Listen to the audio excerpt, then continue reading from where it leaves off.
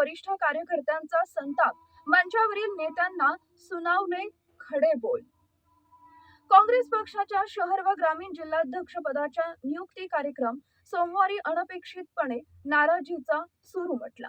पक्षातील वरिष्ठ कार्यकर्त्यांनी मंचावर बसलेल्या पदाधिकाऱ्यांसमोरच तीव्र नाराजी व्यक्त करत नेत्यांना चांगलेच खडे बोल सुनावले। आम्ही 50 वर्ष काँग्रेस पक्षासाठी प्रामाणिक काम केले, मग पक्षाच्या बैठकीतून आम्हाला दूर ठेवले जात असेल तर काँग्रेस पक्षाची संघटनात्मक बांधणी मजबूत कशी होणार, असा संतप्त सवाल वरिष्ठ कार्यकर्त्यांनी उपस्थित केला।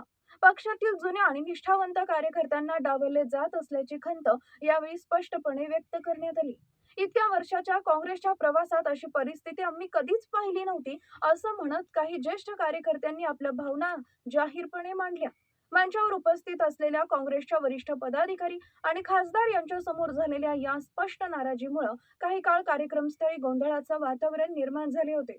दरम्यान शहरातील प्रतिष्ठित असलेले आणि ज्येष्ठ काँग्रेस कार्यकर्त्यांनी व्यक्त केलेल्या या नाराजीनंतर उपस्थित अनेक कार्यकर्त्यांनी त्यांच्या भूमिकेशी सहमती दर्शवली। त्यामुळे पक्षांतर्गत नाराजी उघडपणे समोर आल्याची चर्चा राजकीय वर्तुळात रंगू लागली आहे। शहर आणि ग्रामीण जिल्हाध्यक्षांच्या नियुक्तीपदाचा कार्यक्रम पक्षासाठी महत्त्वाचा मानला जात असताना या कार्यक्रमात वरिष्ठांकडून जाहीर नाराजी व्यक्त झाल्यानं काँग्रेसमधील अंतर्गत असंतोष पुन्हा एकदा चव्हाट्यावर आला आहे। उनको बुला रहे थे हम सबको वो लोग मेरे मुंह पर तो रहे हम तो जेलों में थे। बिल्कुल सर। आणि आपण आता बघत आलेलो आहोत की आएंगे बदल हो जाएगा। ठीक है, सही बोलो, मैं आपको जिंदगी मेरी देखो साहब, 70 साल हो रहे मेरे को कांग्रेस में, ऐसी कांग्रेस देखी भी नहीं। पुराने लोग बुलाते ही नहीं आप लोग। मेरा थोड़ा बहुत आता हर प्रोग्राम अभी ऐसा नहीं होगा, मैं जिम्मेदारी लेता हूँ।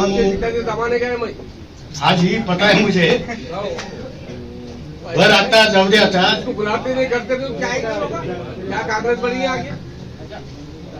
1-2 मिनट में बाद में बात करू। दो नियुक्तों में भरोसा रखो। अभी क्या आता काय झालंय, हे मागं जे काही घडलंय, कोण आलंय कोण गेलं, कोण काहीतरी झालं, इथल्या जर आमिषा पोटी कोणाला तर मतदान केलं वगैरे वगैरे हे सगळं झालं। थोडं आम्ही सुद्धा मागं का पडलो,